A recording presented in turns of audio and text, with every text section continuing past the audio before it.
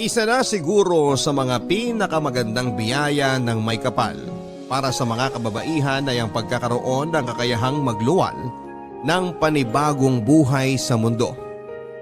Pero paano kung ang batang dadalhin mo ng 9 na buwan ay hindi naman pala para sa iyo kundi para sa ibang tao? Ikaw, kakayanin mo bang ipahiram ang iyong sinapupunan para sa batang hindi naman para sa iyo? Sa buhay, kapag may mga taong tingin natin ay nagiging pabigat na sa atin, ay kailangan na natin silang bitawan para makapagpatuloy tayo sa landas na ating tinatahak.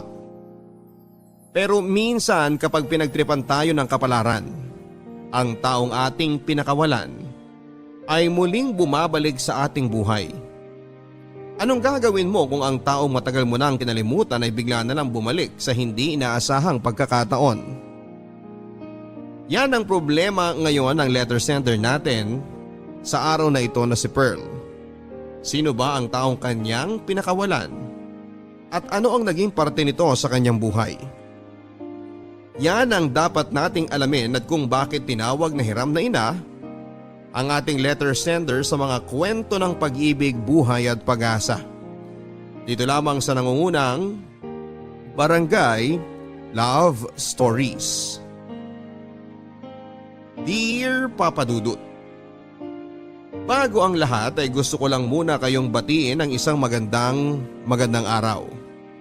Sana po ay nasa maayos na kalagayan pa rin tayong lahat, lalo na ngayon na patuloy pa rin tayong nasa ilalim ng pandemic. Tawagin niyo na lamang po akong Pearl, 35 years old at isang pediatrician dito po sa Bulacan. Ipinadala ko po sa inyo ang kwento ko para naman may bahagi ang kakaibang storya ng buhay ko na umikot sa aking nakaraan at sa parehong buhay ng aking kapatid at ng kanyang asawa.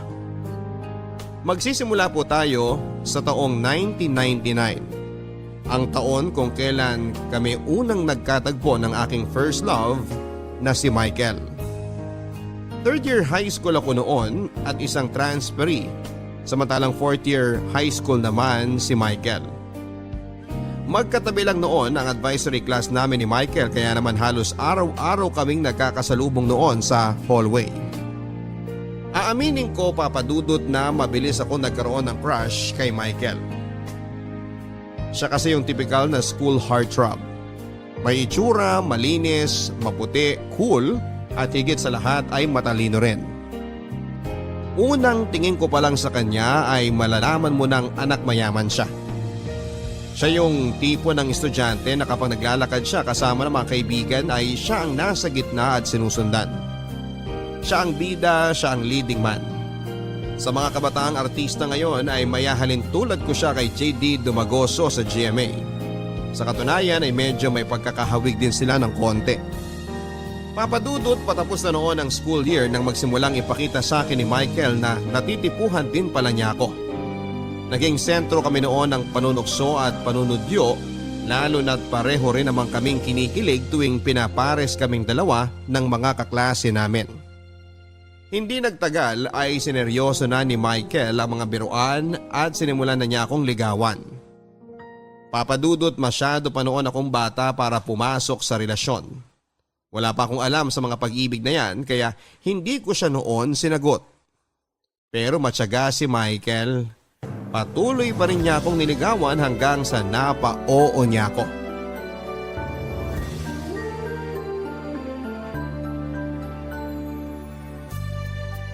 Pearl!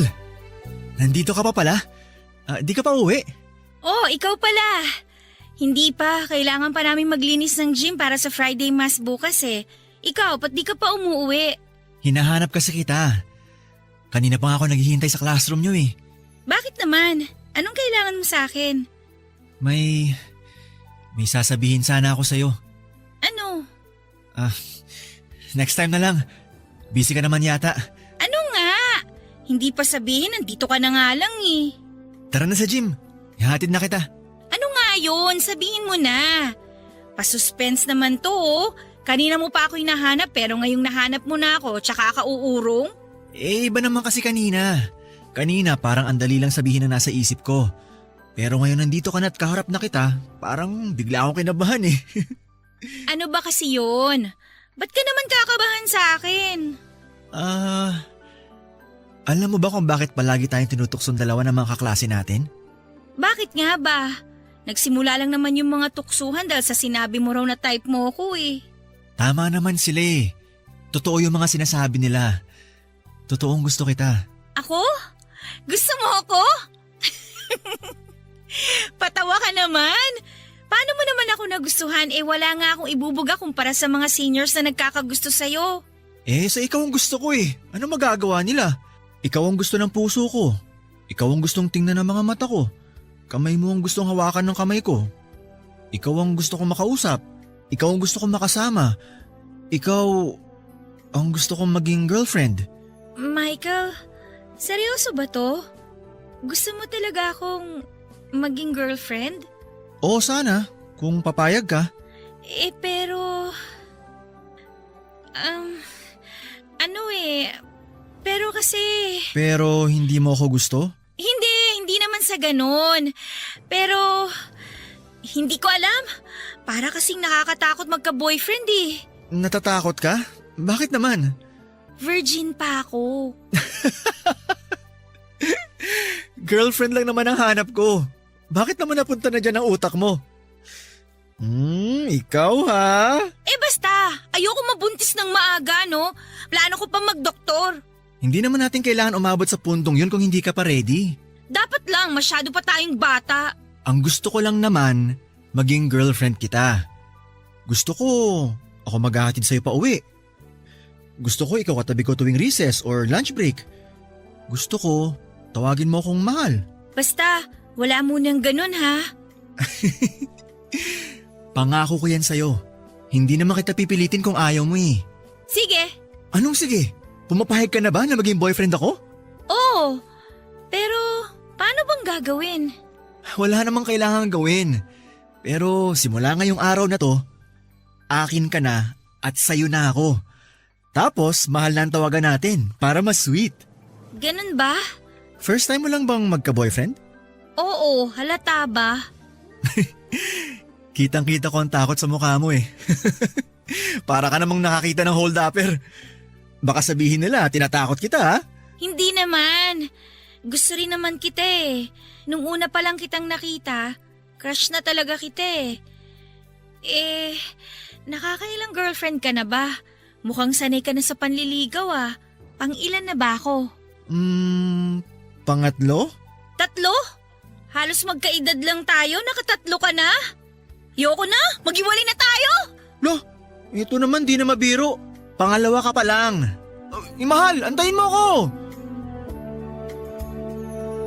Si Michael ang may tuturing kong high school sweetheart ko, Papa Dudut.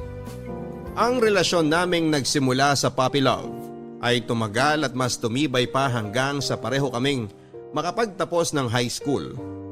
Sa pagtungtong namin ng college ay doon nasubok ang tatag ng relasyon namin ni Michael. Sa Manila siya nag-aral ng communication arts samantalang ako naman ay mas piniling sa Baguio kumuha ng medicine. Doon po kasi nagtapos ang nanay ko na isa na ngayong cardiologist at gusto kong sundan ang mga yapak niya. Sa pagpili pa lamang ng eskwelahan ay nagkaroon na kami ng kaunting tampuhan ni Michael. Gusto niya kasi na sa paaralan kung saan siya nag-aaral niya ako gustong mag-enroll para hindi na kami magkalayo pa. Ang problema nga lang ay bago pa man naging kami ay matagal ko na po talagang planong mag-aral sa Baguio. Bata pa lamang kasi ako ay palagi ko nang naririnig sa nanay ko kung papaanong ang college life niya ang isa sa mga pinaka-exciting and unforgettable moments sa buhay niya at gusto ko ring maranasan yon. Isa pa ay marami na siyang koneksyon sa Baguio at palagi pa niya akong ibinibida sa mga kakilala niyang doktor na ang ilan ay professor na rin sa Baguio.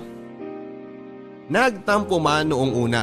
Sa huli ay pinayagan din naman ako ni Michael na sa Baguio mag-aral. Naging madali ang unang 2 taon ng buhay ko sa kolehiyo. Nagkaroon ako ng mga bagong kaibigan at kakilala. Mabilis din ako nakapag-adjust kahit na mag-isa lamang ako nakatira sa Baguio.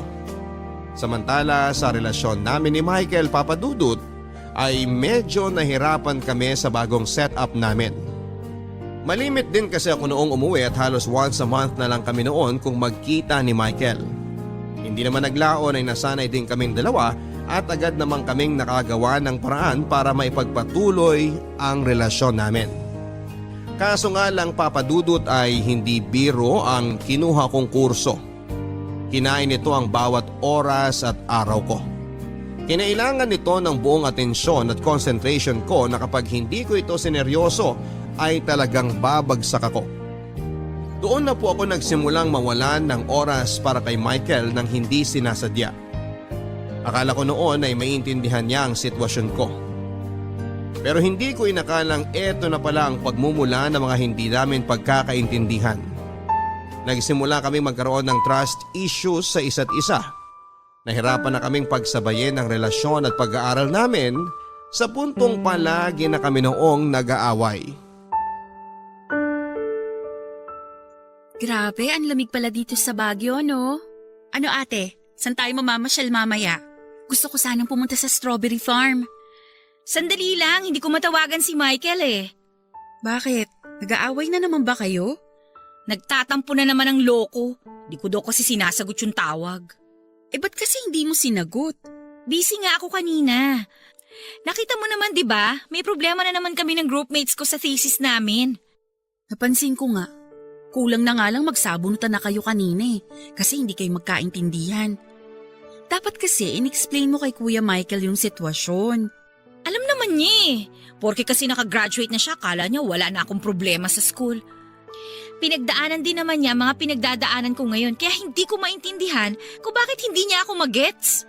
Ano ba kasing gustong mangyari ni Kuya Michael at hindi mo siya mapagbigyan? Gusto kasi niya kapag tumawag siya, kailangan masagot ko kagad. Gusto niya kapag nag-message siya, may reply kagad. Pag nag-good morning siya, kailangan mag-good morning din ako kagad. Hindi niya alam na hindi pa ako natutulog sa dami ng school requirements. Di tawagan mo siya ngayon. Ngayon na wala kang ginagawa. Tinatawagan ko na nga, di ba? Ayaw nga sagutin, oh. Baka naman nagsiselos. Kasi may time kang mamasyal kasama ako tapos siya, hindi mo mabigyan ng oras. May mga oras naman ako na available ako tulad ngayon. Kaso nga lang, kapag nangangailangan siya ng atensyon, wrong timing. Mangangamusta kapag busy na ako, tatawag kapag tulog ako. Ano na lang yung gagawin ko, di ba? Siya na nga yung ang sarap-sarap ng buhay kasi graduate na siya tapos ako pa yung kailangan na mag-adjust. Ang harsh mo naman sa kanya. Buti nga sweet pa rin yung jowa mo sa'yo Wala naman sa lugar yung pagiging sweet niya Biruin mo ha, wala na nga kaming kain ng mga groupmates ko para lang makahabol sa deadlines tapos magtatanong siya kung kumain na ba ako. Para nakakainsulto, nakakagigil. Masyado ka kasing sensitive. Yung mga frustrations mo sa school kay Kuya Michael nababaling. Baka feeling kasi niya nababaliwala na siya. Hindi ko nakasalanan yun.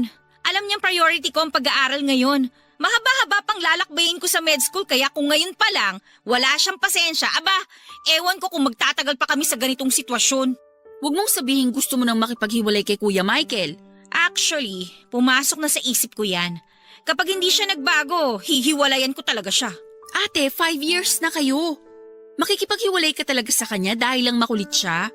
Makulit siya kasi nga mahal ka niya. Hindi na healthy ang nasosobrahan sa pagmamahal. Yan talaga ang problema kapag maaga na in love Bakit? Ano namang kinalaman niyan sa problema namin? Siyempre, bata pa kayo nung naging kayo. Tapos after 5 years, nasa maturity stage na kayo. Nag-mature na yung isa, tapos yung isa naman napag-iwanan na. Mas mabilis kasing mag-mature ang mga babae, both physically and mentally. Kaya palaging hindi kayo magkasundo Saan mo naman napulot yan? Magdudoktor ka tapos hindi mo alam yun? Ay, no wonder kaya ka pressured sa school. Hay nako, basta, nagsawa na ako sa kaka-baby kay Michael. Ang dami ko nang problema dito tapos dumadagdag pa siya. I-message mo na lang tapos tawagan mo mamaya. Or ako na lang kakausap, gusto mo? Para makalabas na tayo, gutom na ako Ayoko nang kumain ng instant noodles ha. Bakit kasi pumunta ka pa rito? Alam mo namang busy ako, isa ka pa Sabi mo kailangan mo mag-unwind. Sakto long weekend sa school kaya napadpad ako dito. Oo, kailangan ko talagang huminga. Kung hindi ko gagawin yon, mababaliw ako. Mukhang tuyot ka na nga eh. Ayain mo na kasi dito si Kuya Michael para madiligan ka naman. Hoy, yung bunganga mo ha! Joke lang. So ano na? Lalabas ba tayo? O lalabas tayo?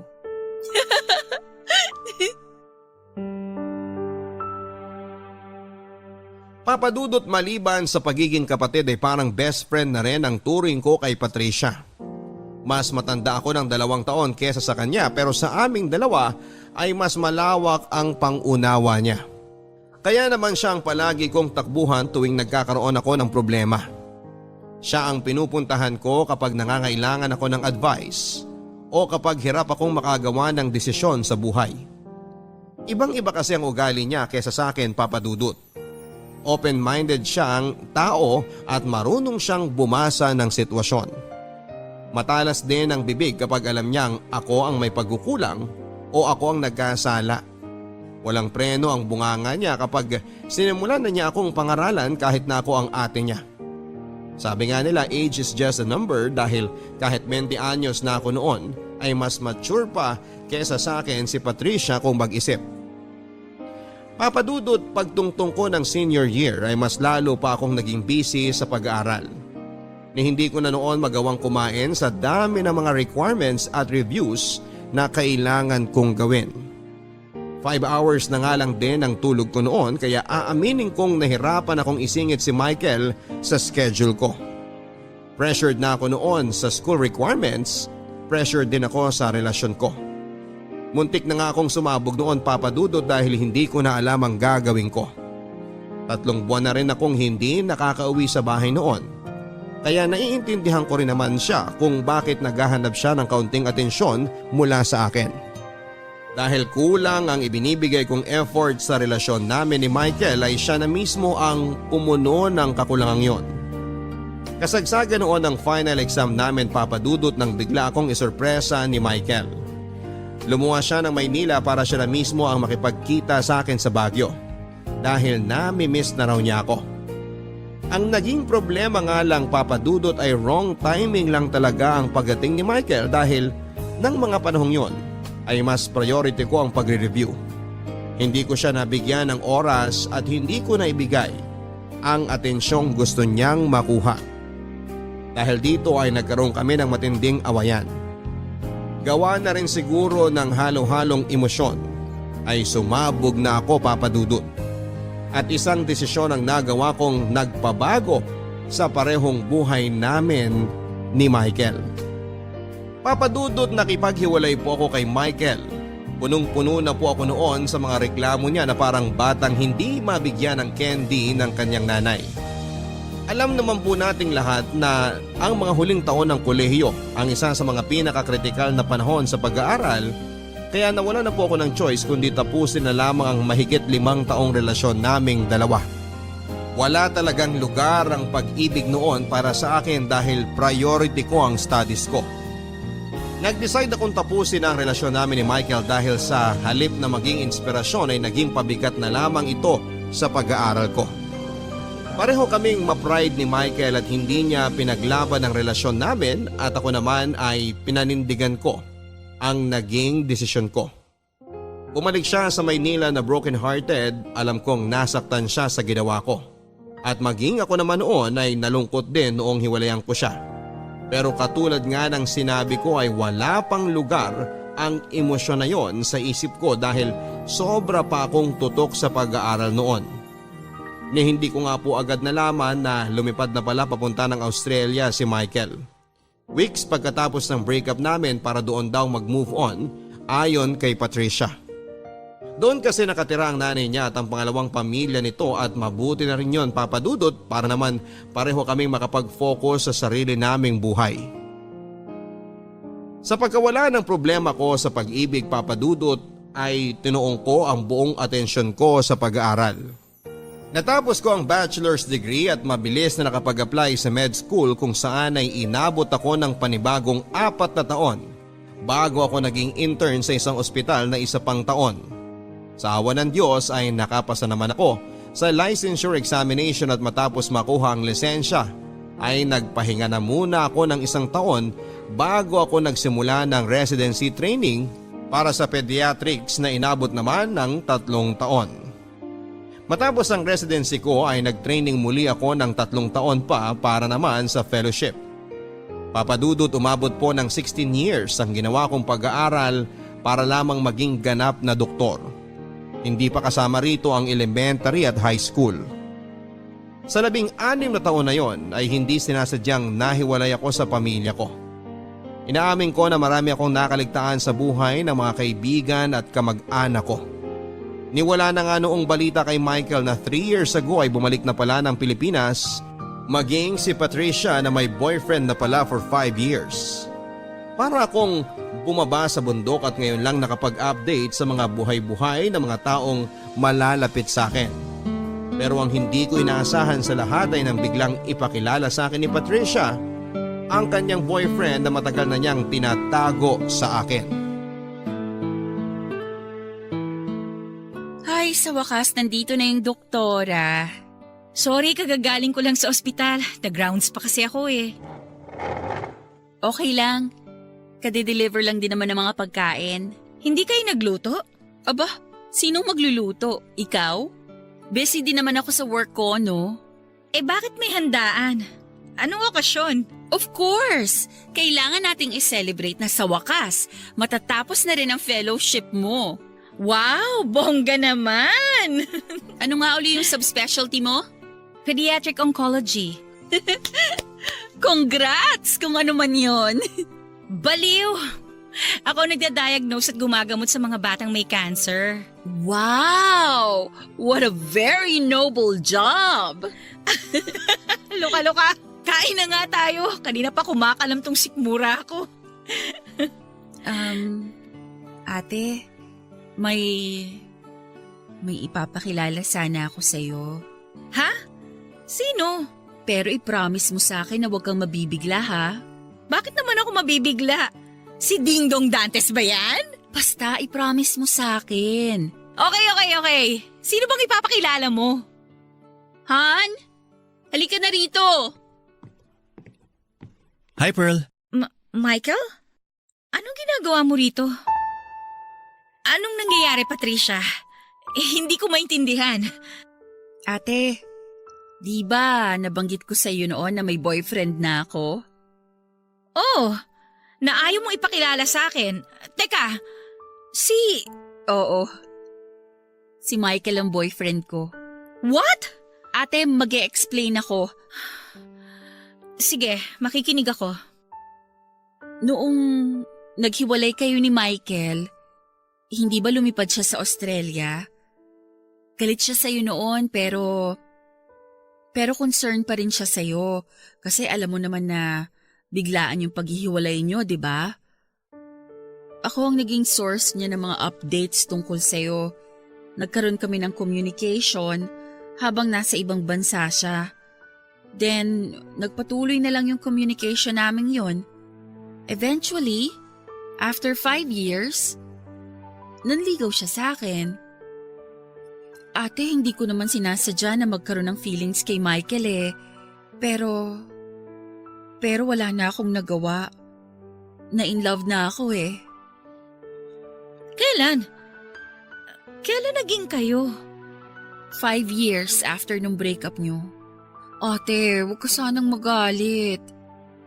So, 10 years? 10 years na kayong magkarelasyon nang hindi ko alam? Paano nangyari yun? Ate, maraming nangyari noon habang busy ka sa pag-aaral. Oo, sinagot ko si Michael, pero nagkahiwalay din kami after 3 years. Tapos last 2015, nagkabalikan ulit kami.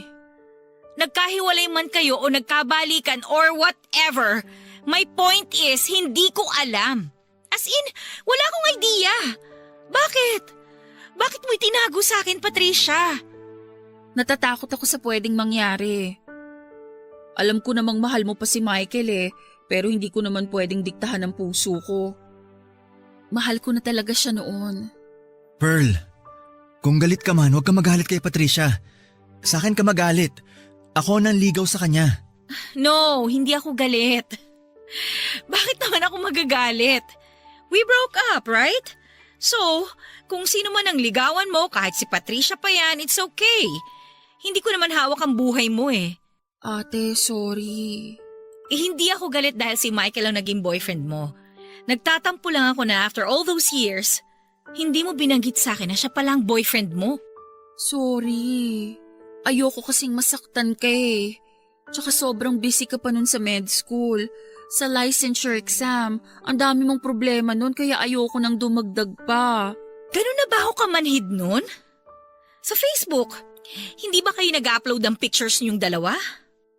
Nag-upload pero nakalimit lang yung post ko eh. So hindi mo rin makikita yung mga post ko na kasama si Michael. Eh si Mama, hindi man lang niya ako in-inform? Kinausap ko rin siya. Ganun ka katakot sa akin? Medyo. Grabe! Wala akong masabi ah. Well, congratulations! Good luck sa relationship niyong dalawa. Okay lang ba sa'yo na… Okay na okay! Ano ba? Masaya ba kayong dalawa? Kung masaya kayo, edi wala nang problema.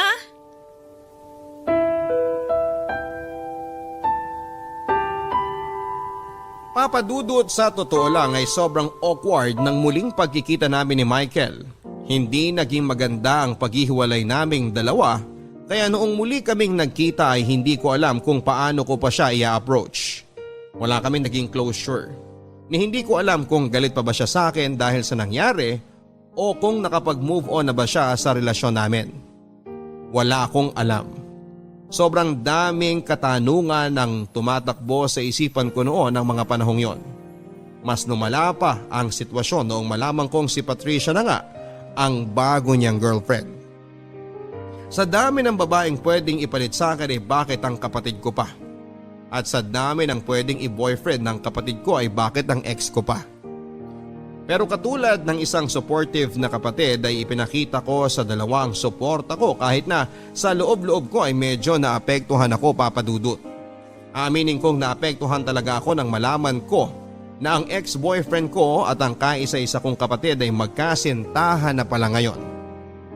Ilang taon akong nawala ng komunikasyon kay Michael tapos malalaman kong si Patricia na pala ang kinakasama niya. Para po akong nakaramdam ng betrayal kahit na alam ko namang wala dapat akong karapatang makaramdam ng ganong klase ng emosyon. Dahil sa simula pa lang ay ako na ang tumapos sa relasyon naming dalawa ni Michael. Tuwing nagkakasama kaming tatlo ay napaka-awkward ng paligid, Papadudot. Alam ko sa sarili ko na may nararamdaman pa rin ako para kay Michael. Pilit ko lang yon tinatago noong kasagsagan ng pag-aaral ko, pero ngayon na available na ang oras ko ay aaminin ko na medyo umaasa rin ako na baka may chance pa na kaming dalawa ni Michael ay magkabalikan. Yun nga lang ay hindi na niya ako nahintay pa. Para hindi na ako masyadong maapektuhan pa ay medyo dumistansya po ako sa kapatid ko. Hindi po talaga ako komportableng makita na sweet silang dalawa ni Michael na para bang walang namagitan sa amin ng boyfriend niya. Sa totoo nga niyan, Papadudot, ay medyo umasa pa ako noon na baka hindi rin sila magtatagal pero hindi ko inaasahan na nasa planning stage na pala sila ng pagpapakasal. Sorry na-traffic ako. It's okay. Kararating ko lang naman. Biglaan naman kasi yung tawag mo eh. Bakit mo pala ako gustong makausap? Hihingi sana ako ng pabor sa'yo kung hindi ka busy. Ano bang klaseng pabor? Plano ko sanang sorpresahin si Patricia. Gusto ko na mag-propose sa kanya. Talaga? Oo. Matagal na rin kami magkarelasyon so I think oras na rin para mag-settle down. Tsaka hindi na tayo bumabata. Tama nga naman, pero anong kinalaman ko sa magiging proposal mo? Gusto ko sana magpatulong sa'yo. Plano ko mag-propose sa bahay nyo. Actually, may mga nakausap na ako na mag-aayos sa bahay for that day. Simple setup lang naman para makapag-celebrate na rin tayo after the proposal. Ang gusto ko sana, samahan mo muna si Patricia that day. Para wag muna siyang umuwi habang nagpiprepare kami sa bahay nyo. Yun lang ba? Oo naman, pwede ko namang gawin yun. Madali lang naman pala eh. Maraming salamat ah. Mukhang seryoso na talaga kayong dalawa. Mabait na girlfriend si Patricia. Mas nakilala ko nga ang sarili ko dahil sa kanya eh. Marami ako natutunan sa buhay because of her. Sa dami ng mga babaeng nakilala ko, siya na ang pinaka-wife material. Ah, talaga ba? I'm sorry. I didn't mean it that way. Actually, may point ka naman eh. Alam ko marami ako naging pagkukulang nung tayo pang dalawa. And I totally understand kung marami kang nagustuhang quality sa kapatid ko kaysa sa akin. Actually, quality-wise, talagang napunta na lahat kay Patricia. I'm just the plain old boring sister. So naiintindihan kita. Pearl, magkaiba man. Pero pareho kayong may mga magandang qualities ni Patricia. Hindi mo na kailangang mag-explain. Hindi mo na ako kailangang bigyan ng mga sugar-coated remarks. Basta ang akin lang, masaya ang kapatid ko, so masaya na rin ako. Basta ba, ipangako mo sa akin na hindi mo sasaktan si Patricia. Of course! Hindi ko gagawin yan. Alam mo yan, Pearl, kasi ikaw never kitang sinaktan. Right. Ako yung bumasag sa puso mo eh. Nagalit ka ba sa ginawa ko? Aaminin ko, nagalit ako. Nasaktan ako sa nangyari. Pumunta ako sa Australia dahil sa nangyari. Alam mo namang ayokong pumunta ron. Kahit na gustong gusto na akong kunin ni Mama. I stayed because of you. Tapos, iniwan mo lang ako. I'm sorry. Pero, worth it naman, di ba?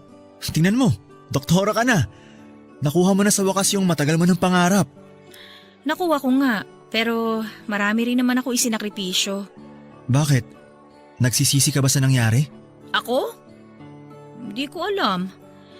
Masyadong mabigat yung term na nagsisisi eh. Nangihinayang siguro, pwede pa. Mahal mo pa ba ako, Pearl? Kailangan ko bang sagutin yan? Sorry, hindi na pala dapat tinatanong yun. Tinawagan mo ako dito para humingi ng pabor para tulungan kitang mag-propose sa kapatid ko. Huwag mo nang tanungin kung mahal pa ba kita, Michael, ano ba? Hindi na importante ang magiging sagot ko doon.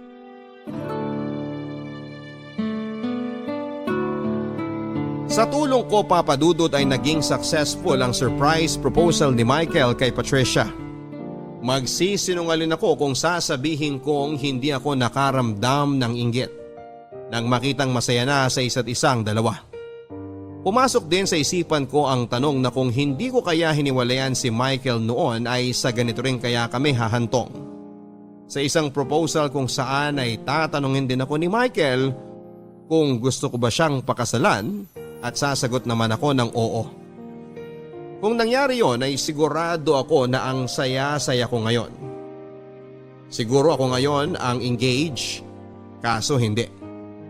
Nandoon ako ng panahong yon sa gilid nakahawak ng cellphone upang kunan ng video ang memorable moment nilang dalawa habang lihim na naiinggit sa pagmamahala ng kapatid ko at ng ex-boyfriend ko. Papa Dudut, maituturing na ba akong masamang tao kung lihim kong hinihiling na sana ay hindi mag-yes ang kapatid ko? Siguro nga dahil pinagkakaitan ko sila ng kasiyahan. Sa sumunod na taon ay nagpakasal na sina Michael at Patricia. Sobrang bongga ng kasal, Papa Dudut, na sa tingin ko ay aabot ng mahigit 1.5 million ang nagastos nila. May kaya kasi ang pamilya ni Michael. Sa Australia nakatira ang nanay niya samantalang may sarili namang negosyo ang tatay niya. Bukod dito ay nagtatrabaho bilang marketing associate si Michael samantalang accountant naman si Patricia. Kaya hindi nakapagtataka kung bakit kaya nilang umupa ng 3 floor ng hotel para sa kasal nila at magkaroon ng malaking reception. Siyempre, Papa Dudut, ako ang tumayong maid of honor ni Patricia. Ayos lang naman sa akin yon dahil nang panahong yon ay medyo tanggap ko na hindi para sa akin si Michael. Kung ano man ang nararamdaman ko sa kanya ay pilit ko na lang itong ibinaon sa limot dahil hindi na para sa akin ang puso niya, kundi pagmamay-ari na ito ng kapatid kong si Patricia. Pagkatapos ng kanilang kasal at 3 weeks na honeymoon sa Italy ay bumukod na sa amin ang bagong kasal. Pareho pa rin kasi kami noong nakatira ni Patricia sa bahay ng magulang namin, kaya nakahinga ako nang lumipat na sila ng tirahan. Kahit doktora na ako noon, Papa Dudut, ay hindi pa ako stable noon kaya huwag niyo akong sisihin kung bakit sa nanay ko pa nakatira dahil kalahati ng taon ko ay ginugol ko sa pag-aaral. Anyway, pagkatapos ng 2 taon kung saan ay inaasahan ng magkakaroon ng panganay na anak sina Michael at Patricia, ay isang masamang balita ang natanggap namin mula sa kanila. Hirap palang magbuntis si Patricia. Papadudot bilang kapatid ay trabaho ko ang i-comfort si Patricia sa pinagdadaanan niyang problema. Siguro ay oras na rin para ako naman ang maging sandalan niya na ngayon ko lang na-realize ay hindi niya malimit na ginagawa. Doon ko lang napagtanto papadudot na hindi ako ang takbuhan ni Patricia kapag may problema siya at napansin ko rin na hindi siya gaanong nagsishare masyado sa akin ng problema. Hindi katulad ko na open book ako kay Patricia. Alam niya lahat ng sikreto ko, lahat ng baho ko. Hindi ko alam kung dahil ba masyado akong marupok at dependent. Samantalang independent naman si Patricia at kayang tumayo sa sariling paa ng mag-isa. Matagal na raw nilang alam na mag-asawa ang kondisyon ni Patricia pero ngayon lang nila ito ipinaalam sa mga malalapit nilang kamag-anak.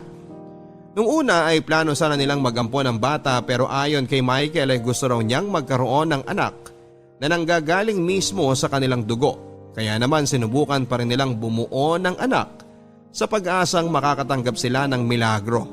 Pero maila pa rin ang kapalaran sa kanila. Isa sa mga naisip nilang solusyon para magkaroon ng anak ay ang surrogacy kung saan ay kukuha sila ng isang surrogate mother na magdadala ng kanilang anak. Papadudot, mahal ang bayad ng isang surrogate mother at maliban dito ay mahal din ang procedure. Milyon ang kailangan nilang bayaran para sa compensation, healthcare cost at pati na rin sa mga legal fees. Hindi pa dito kabilang ang ilang pang gastusin na kakailanganin ng surrogate mother. Ang napagkasunduan nila Michael at Patricia para makatipid sa gastusin ay ang gawin akong surrogate mother. Opo, papadudot. Sa dami ng pwedeng maging surrogate mother ay ako ang napili nilang kumarga ng kanilang magiging anak.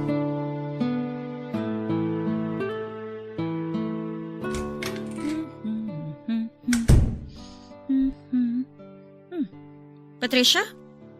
Anong ginagawa niyo rito ni Michael? May problema ba? Hinihintay namin kayo ni Mama. May gusto sana kaming sabihin. I think nasa clinic pa si Mama eh. Mamaya pa uwi yun. May nangyari ba? May bad news kami ni Michael eh. Ano nangyari? Kanina pa ba kayo rito? Bakit hindi niyo ako tinawagan? Hinintay ka na namin. Hindi naman kami nagmamadali. Michael, ikaw na ba magsasabi? Bakit? Ano ba yun? Kinakabahan naman ako sa inyo. Paano ko ba sasabihin to? Last year kasi, nalaman namin sa OB ni Patricia na wala raw siyang kakayanang magbuntis. What? Bakit? Paano niyo nalaman na hindi na niya kayang magbuntis? Nagkaroon ako ng miscarriage last year. Masyado raw maliit yung uterus ko para magdala ng baby. Oh my, Patricia! Bakit hindi mo kaagad sinabi sa akin? Hanggang ngayon ba ayaw mo pa rin mag-open up sa akin? Hindi naman sa ganun pero umaasa kasi kami ni Michael na baka magkaroon kami ng swerte.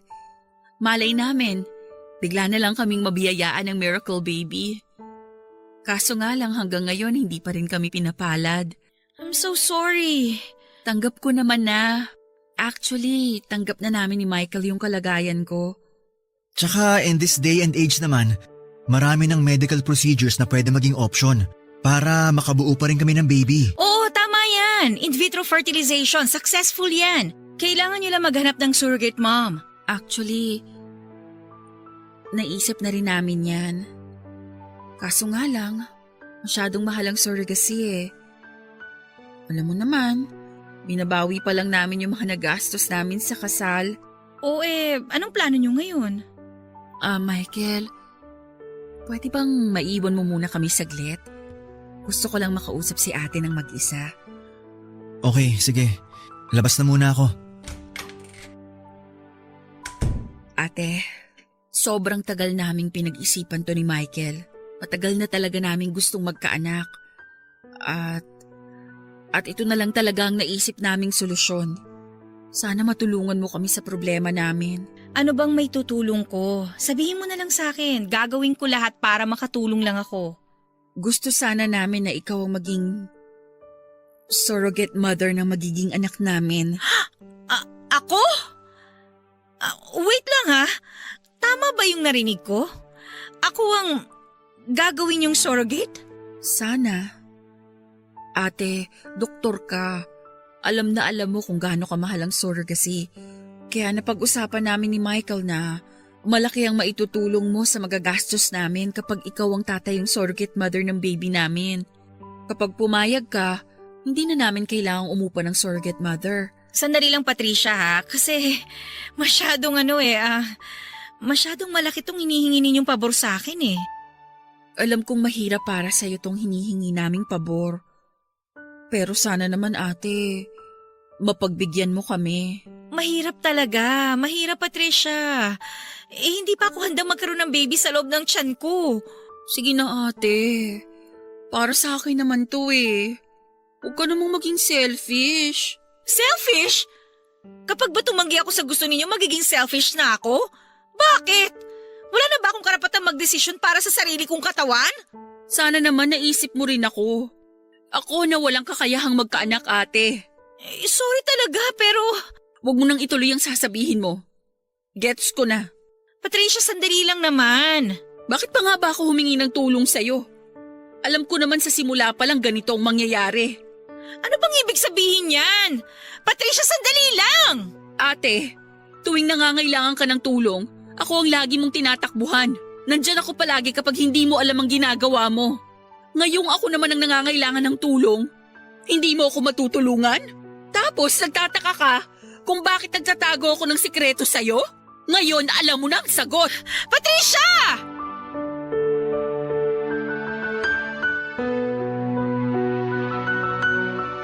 Papadudot, hindi naman po ako against sa plano nila Michael at Patricia na maghanap ng surrogate mother para mabigyan sila ng anak. Pero hindi naman din po ako papayag na ako ang maging surrogate mother nila. Masakit na nga po sa akin na sa kapatid ko napunta ang lalaking minamahal ko. Ako pang tumayo nilang maid of honor tapos gusto pa nila ako ngayon na ako ang magdadala ng magiging anak nila. Tumanggi po ako papadudod sa hinihiling na pabor sa akin ni Patricia. Never pang pumasok sa isipan ko ang maging isang ina.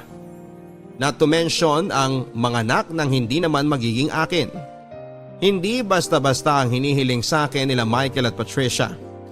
Nangangailangan ito ng matinding paghahanda mentally, physically at maging emotionally kaya hindi po ako pumayag. Dahil sa ginawa kong pagtanggi papadudot ay ako ang lumalabas na masama hindi lang sa mga mata nila Patricia kundi maging sa mga kamag-anak ko. Para bang ako ang naging kontrabida sa buhay nila dahil ako ang naging dahilan kung bakit hindi nila makuha ang kaligayahang kanilang inaasam. At dahil sa nangyari ay nagkaroon ng lamat ang relasyon namin ni Patricia. Ilang buwan din kaming hindi nag-usap. Sa bawat paglapit ko sa kanya ay lumalayo siya. Wala naman akong karapatang magreklamo dahil ang lahat ng simpatya ay na kay Patricia. Pakaramdam ko noon ng mga panahong yon ay tila ba wala akong kakampi. Ni hindi ko mailabas ang hinanakit ko. Hindi ko maintindihan kung bakit parang hindi nila makuha ang punto ko. Ni hindi man lang nila maintindihan ang nararamdaman ko. Sa puntong yon papadudot ay pinagsawalang bahala ko na lamang ang emosyon ko. At sa huli pumayag na lamang akong maging surrogate mother ng magiging anak nila Patricia at ni Michael.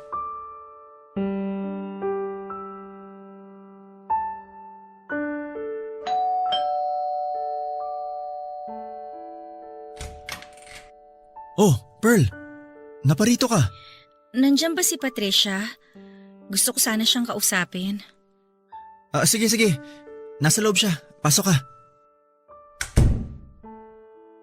Galit pa ba siya sa akin? Hindi ko naman masasabing galit siya. Pero may konting tampo siguro. Ganun ba? Pearl, kung hindi mo talaga kaya, okay lang kahit tumanggi ka. Hindi mo naman trabaho na bigyan kami ng anak eh. No pressure. Naiintindihan ko naman si Patricia eh. Tama nga naman siya. Sa buong buhay namin, si Patricia ang laging tagasalo sa mga problemang hirap akong solusyonan. Sa kanya ako lagi kumakapit kapag hindi ko na kayang lumaban. Ngayon na nga lang siya hihingi ng tulong sa akin tapos hindi ko pa siya mapapagbigyan. Hindi rin naman kasi madali yung hinihingi namin sa'yo eh. Kaya naiintindihan ko nararamdaman mo. Alam mo, nagbago ka na talaga. Bakit mo naman nasabi? May empathy ka na kasi sa ibang tao samantalang nung boyfriend pa kita, ni hindi mo man lang ako naintindihan nun. Lahat naman tayo nagbabago eh. Inabot nga lang ako ng taon para makarating sa ganitong maturity. Sandali lang. Tatawagin ko si Patricia. Han? Andito si Pearl. Patricia, Oh, ba't nandito ka? Anong ginagawa mo rito? pumunta ako rito para sabihing pumapayag na ako. Talaga? Oo, pumapayag na ako maging surrogate mother ng magiging anak nyo. Ate, salamat! Habang buhay kong tatanawin na utang na loob to sa'yo. Hindi mo alam kung gaano mo ako pinasaya ngayon. Para saan ba't naging magkapatid tayo kung hindi naman kita matutulungan sa problema mo, di ba? Pwede ko bang tanungin kung anong nagpabago ng isip mo? Alam mo, narealize ko na sa buong buhay ko, ikaw palagi ang katulong ko sa mga problema ko. Ikaw yung naging ate ko kahit na ako naman ang panganay sa ating dalawa. Narealize ko na kapag nangangailangan ako, nandiyan ka palagi tsaka handang tumulong. I'm just returning the favor. Ngayon, ikaw naman ang nangangailangan. Siguro dapat rin na gampanan ko yung pagiging ate ko sa'yo. Kung kaya ko namang ibigay yung pangangailangan mo, bakit ko naman ipagdadamot? Salamat talaga, ate! Pasensya na rin pala sa mga nasabi ko nung nakaraan. Medyo na-disappoint lang kasi ako that time, kaya nakabitaw ako ng salitang medyo masakit. Magiging selfish talaga ako kapag pinagkaitang kita ng anak, knowing na kaya ko namang i-provide sa'yo yun. Natagalan nga lang ako magdesisyon kasi kinailangan ko pa talagang pag-isipan to ng maraming beses. Naiintindihan naman kita, ate. Basta, kailangan ko na matinding counseling after ha. Alam mo namang madali akong ma-attach sa mga bagay-bagay at weakness ko talaga yung mag-move on. Oo, ate, kami nang bahala dyan. Required din naman sa atin na dumaan ng counseling para sa emotional at mental state ng both parents at ng surrogate mother. Ay, good luck sa atin. May naisip na ba kayong pangalan sa baby kung sakali? Meron na. Asher, na ibig sabihin sa Hebrew, blessing. Talaga? Sa lalaki. Paano naman kung babae? May naisip na rin kami pag babae. Papangalanan namin siyang Aya, na miracle naman if translated in Arabic. Nag-research talaga kayo ha? Oo, sobrang tagal na talaga naming pangarap ni Michael na magkaanak eh. At sa wakas, maaabot na rin namin yun dahil sa'yo. Maraming salamat, ate.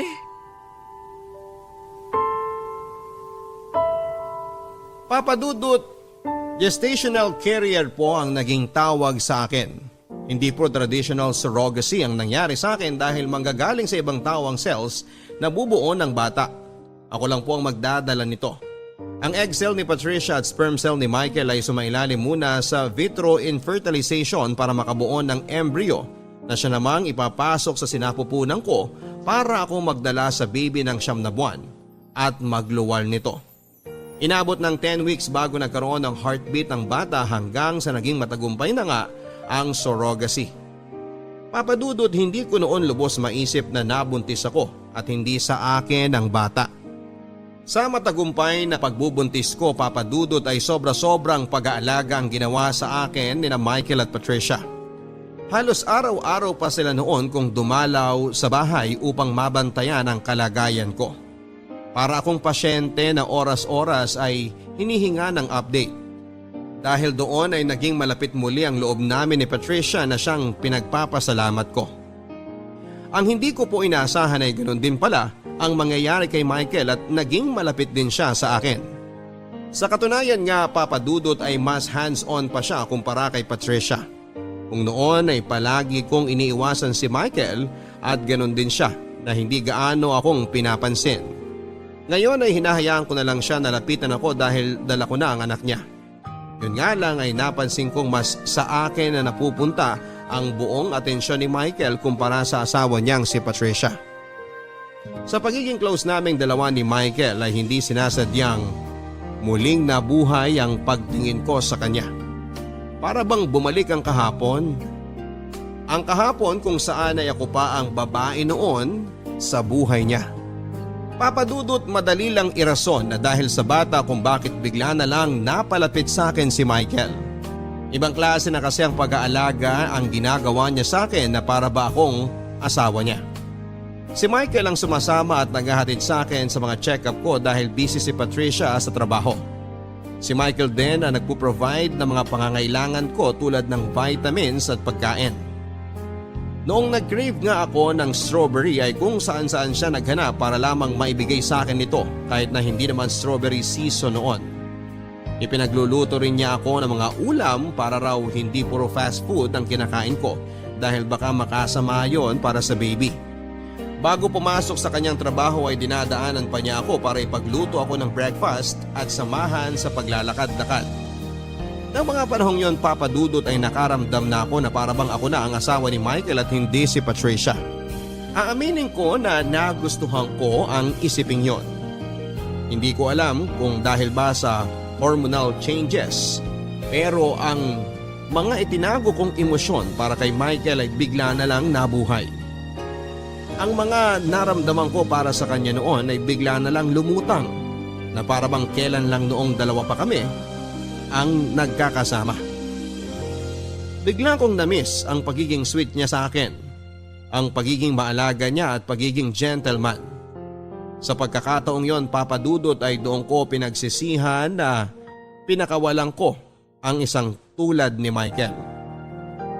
Hindi ko inakala na sobrang laki ng pinagbago niya.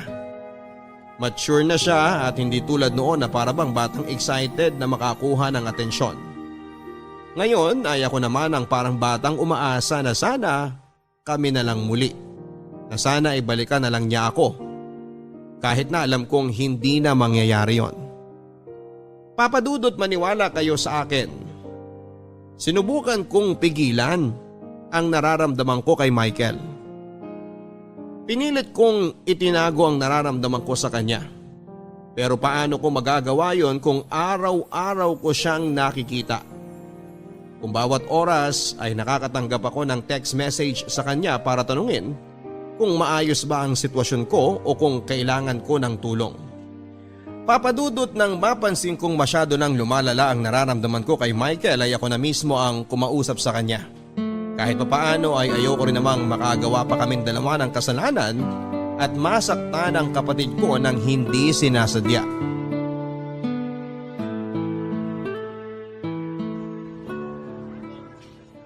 Ma, maglalakad-lakad lang ako sa labas, ha?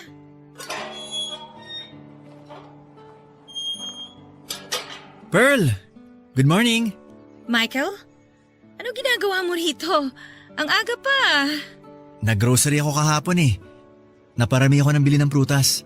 Naisip ko na idaan na lang sa itong iba bago ako pumasok sa trabaho. Nagabala ka pa? Hindi mo na kailangan gawin to. Kaya ko naman ng sarili ko eh. Siyempre, ginagawan mo kami ng pabor eh. Dapat lang na alagaan ka namin. Michael, doktor ako. Alam ko na ang ginagawa ko. Medyo obsessed ka na yata sa pagbabantay sa akin, ah. Kahit na. First time mo lang magbuntis. Kaya alam kong first time mo lang din na-experience ang lahat ng yan ngayon. Hindi porket alam mo na sa libro alam mo na rin sa totoong buhay. Iba pa rin yung mga natututunan natin based on experience. Teka, saan ka pala pupunta? May lakad ka ba? Maglalakad-lakad lang sana ako ngayong hindi pa masyadong mataas yung araw. Exercise na rin, baka mamaya bigla akong isisaryan eh. Kaya pala kahit buntis ka na, ang ganda pa rin ng hubog ng katawan mo. Mas lalo kang gumaganda eh. Sus, binola mo pa ako. Nako, 4 na buwan na lang, ipapanganak mo na si Baby Asher. Excited na kami ni Patricia. Ako rin naman excited na. Hindi ka ba natatakot o kinakabahan? Syempre may konting ka ba? Di naman birong mga anak, no?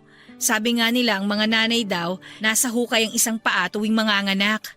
Kaya nga ginagawa ko lahat para maging healthy si baby tsaka maging successful yung delivery ko eh. Gusto mo bang samahan kitang maglakad? Akala ko ba papunta ka na sa trabaho? Maaga pa naman eh. Wala pang tao sa opisina ngayon. O sige, para may kausap din ako. May gusto rin sana akong sabihin sa'yo eh. Ano yun? Napapansin ko kasi na sobra-sobra na yung binibigay mong atensyon sa akin. Mas marami pa yatang oras ang naibibigay mo sa akin kumpara sa asawa mo eh. Natural lang yun. Kasi 'di ba, promise nga namin ni Patricia na kami na ang bahala sa'yo. Pero hindi na normal ang nangyayari. Kung ituring mo ko, parang ako na ang asawa mo eh. Kailan ba naging normal ang sitwasyon natin? Dala-dala mo ang anak ng kapatid mo. Doon pa lang, hindi na normal ang nangyayari sa atin.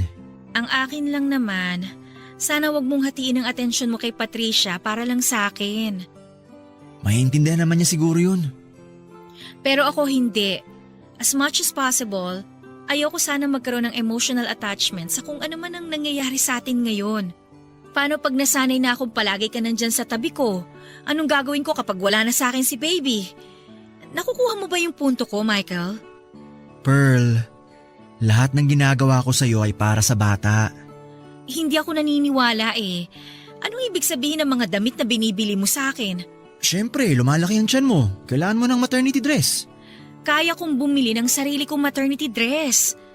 Eh, yung bracelet na inregalo mo sa akin. Pasasalamat ko sa iyo yun dahil sa ginagawa mo para sa aming mag-asawa. Ibinigay mo yon sa araw ng dating anniversary natin. Akala mo hindi ko alam? Ano bang gusto mong sabihin ko? Gusto kong malaman kung bakit mo ginagawa sa akin to. Gusto kita. Gusto pa rin kita hanggang ngayon, Pearl. Michael, pamilyado ka ng tao. Pinipigilan ko naman eh. Ginagawa ko naman ang lahat para itagaw nararamdaman ko pero hindi ko na kayang baliwalain pa to. Michael, please. Huwag mo naman gawin sa akin to. Mahal mo pa rin ako, di ba? Alam kong may pagmamahal ka pa rin sa akin hanggang ngayon dahil nararamdaman ko yun. Gusto ko na umuwi. May iwan na kita rito ah. Pearl!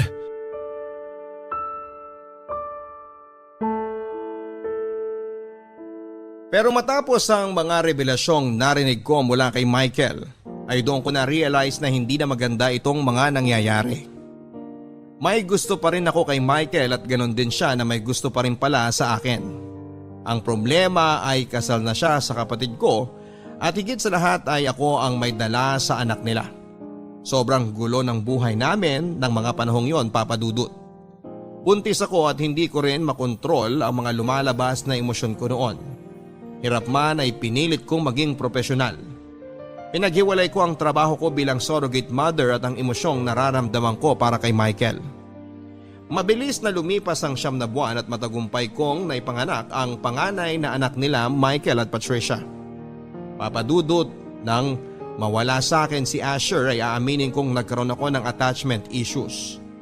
Nung una ay hindi ko naman talaga itinuturing na anak si Asher dahil technically ay hindi ko naman talaga siya anak. Pero nang kunin na sa akin ng bata ay parang nagkaroon ako ng separation anxiety. Kahit na papaano, sa 9 na buwang pinagdaanan namin ni Baby Asher ay na-attach na rin ako sa kanya. Kaya masakit din na mawala siya sa akin. Pero katulad nga ng napag-usapan at ang mga pinirmahang legal documents ay hindi sa akin si Asher, kaya wala akong karapatan sa bata. At dahil sa nangyari, Papa Dudut, ay nagpakalayo-layo na muna ako para makapag-move on. Kumuha ako ng sarili kong apartment para makalayo mula sa pamilya ni Michael.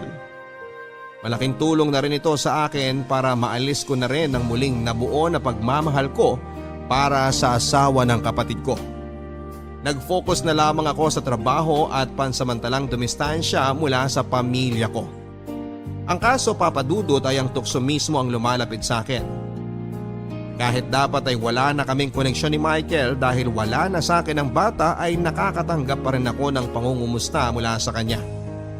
Pilit niya akong hinahabol, Papa Dudut, at walang kaalam-alam si Patricia sa ginagawa ng kanyang asawa.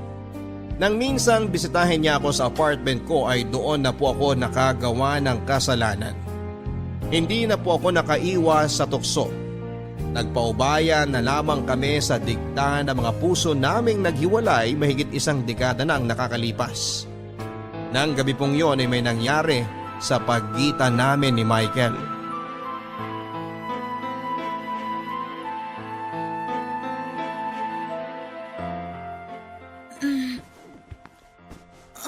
Anong oras na ba? Michael! Michael, gumising ka na dyan! Anong oras na? 7:00 na! Naku, late na ako sa trabaho. Michael, kailangan nating mag-usap. Mamaya na lang tayo mag-usap. Late na talaga ako. Patayo kay boss nito. Tinawagan ako ni Patricia kanina. Anong sinabi? Binanggit mo ba na magkasama tayo? Gusto mo bang patayin tayo ng kapatid ko? Hindi ako hibang para sabihin na nandito ka ngayon sa apartment ko. Bakit siya tumawag? Hinahanap ka niya. Hindi ka ba nagpaalam sa kanya? Ano ka ba naman, Michael? Anong ipapaalam ko sa kanya? Na pupuntahan kita? Sana naman nagrason ka na lang ng iba para hindi siya mag-alala. Sige. Alam ko na ngayon ang gagawin sa susunod. Anong susunod? Wala nang susunod. Itigil na natin to. Mali tong ginagawa natin, Michael eh. Kasalanan tong ginagawa natin. Kasalanan ba natin na sundin ang gusto ng puso natin? Matagal nang tapos yung kwento natin. Simula nung pinakasalan mo si Patricia, pinatid mo na ang koneksyon nating dalawa. Wala na tayong karapatan sa isa't isa. Pero mahal pa rin kita. Kung ganon, bakit mo niligawan si Patricia? Bakit mo siya pinakasalan? Mahal mo ba talaga ang kapatid ko? Mahal ko siya. Mahal ko kayong dalawa. Ano ba namang klaseng sagot yan? Isa lang ang puso mo, hindi ka pwede magmahal ng dalawang tao. Si Patricia ang pinili mo, si Patricia na lang ang mahalin mo. Please lang! Pero paano tayo? Walang tayo, Michael. Matagal na tayong tapos. Yung nangyari sa atin kagabi. Kalimutan mo na yon. Isang malaking pagkakamali ang ginawa natin. Pearl. Please, nagmamakaawa ako sa'yo. Huwag mo naman kaming paglaro ang magkapatid. Hindi ko kayo pinaglalaruan. Ano ba sa tingin mo tong ginagawa mo ngayon? Pareho natin ginusto ang nangyari. Alam kong hindi ka lang napipilitan. At pinagsisisihan ko na ang ginawa kong yun. Ayokong saktan si Patricia, ayokong masaktan ng kapatid ko. Pero may nangyari na. Kaya nga huwag na nating dagdagan pa. Dito mismo, tinatapos ko na ang ugnayan nating dalawa. Parang nangyari na dati to ah. Iiwan mo ulit ako? Aaminin ko, pinagsisisihan ko ang ginawa kong pag-iwan sa'yo noon. Pero kasi iba na ang sitwasyon natin ngayon. Kailangan kong gawin to. Kailangan nating gawin to. Kung gusto mong isalba ang pamilya mo, iwasan na natin ang isa't isa. Ay... I'm sorry. I'm sorry na dinamay pa kita sa kagaguhan ko. Huwag ka na mag-sorry sa akin. Mag-sorry ka sa kapatid ko. Tama ka sa mga sinabi mo. Ay, ano ba tong ginagawa ko? Michael, mangako ka sa akin. Mangako kang hindi na mauulit ang nangyari sa atin. Mahirap. Pero magtiwala ka sa akin. Hindi na mauulit to. Ano na ngayon ang gagawin mo? Hindi ko alam. Wala na akong mukhang maihaharap kay Patricia. Siguro magpapakalayo-layo na lang muna ako. Michael, please, huwag mong lolokohin ang kapatid ko. Nagawa ko lang naman yun dahil may nakaraan tayo eh. Hindi ko magagawang lokohin si Patricia. Magtiwala ka sa akin. Hindi ko magagawang mambabae. Katulad ng sinabi ko sa'yo, mahal ko si Patricia. Siguro, nalito lang ang puso ko simula nung naging close ulit tayo dahil kay Baby Asher. May tiwala ako sa'yo, Michael. Alagaan mo ang asawa at anak mo. Kalimutan na natin ang lahat. Ibaon na lang natin sa limot ang nangyari. Tanggapin na lang natin na hindi talaga tayo para sa isa't isa. Papadudot mabilis din naman akong nagising sa katotohanan. Nang mahimasmasan ay agad akong ginupo ng konsensya. Agad akong sinampal ng common sense ko na mali ang ginawa ko. Na mali ang ginagawa namin ni Michael. Pareho kaming nagtaksil sa mismong kapatid ko at sa halip na kampihan ko si Patricia, ayoko pa ang lumapastangan sa kanya. Kahit na kami ni Michael ang naunang nagkarelasyon, si Patricia na ang nagmamay-ari sa puso ni Michael dahil ito ang sinumpaan nilang pareho sa harap ng Diyos. Nagalit ako sa sarili ko, Papadudut, dahil hindi ko nalabanan ang bugso ng damdamin. Siguro ay walang maniniwala kung sasabihin kong hindi ko sinasadya ang mga nangyari. Nadala lamang ako ng emosyon kaya ko po nagawa yon at hanggang ngayon ay pinagsisisihan ko pa rin ang mga nangyari. Bago pa man kami maghiwalay ni Michael ay kinausap ko na siya ng masinsinan. Sinabi ko sa kanya na maling-mali ang ginagawa naming pareho. Kapatid ko si Patricia at ayaw kong masaktan siya. Kaya kung ano man ang nararamdaman namin ni Michael sa isa't isa ay kailangan na naming itapon ang lahat ng yon dahil parte na lamang ito ng nakaraan. Nakiusap ako kay Michael na itigil na ang ginagawa niya. Nakiusap ako na huwag na niyang lolokohin si Patricia lalo na't may anak na sila. Papadudot na nga ako kami ni Michael sa isa't isa na hanggang doon na lamang kami. Doon mismo ay sinara na namin ang pintuan ng bawat isa. Nang sa gayon ay hindi na madagdagan pa ang kasalanang nagawa namin. Sa mga sumunod na buwan ay pinasok na ng COVID-19 ang Pilipinas dahilan para magkaroon ng total lockdown sa buong bansa. Malaki ang naitulong nito papadudot para makalayo ako kay Michael. Sa pagdami ng kaso ng virus sa bansa ay ginugol ko ang bawat oras ko sa mga batang tinatamaan ng nasabing sakit. In a way ay eto na rin ang naging rason ko kung bakit unti-unti ring nawala sa puso't isipan ko si Michael, hindi kalaunan. Sa ngayon papadudot ay kontento na ako sa buhay ko. Mahirap ang pinagdadaanan natin sa kasalukuyan pero masaya ako na nakakatulong ako sa mga batang nangangailangan ng atensyon. Malaki ang pasasalamat ko sa Panginoon na lahat ng naging COVID patients ko ay nakasurvive naman sa naturang sakit. Wala na akong balita pa kay Michael dahil hindi ko na pinapansin ang bawat messages niya na dumarating sa akin. Paminsan-minsan ay nakikibalita naman ako kay Patricia kung kumusta na si Asher.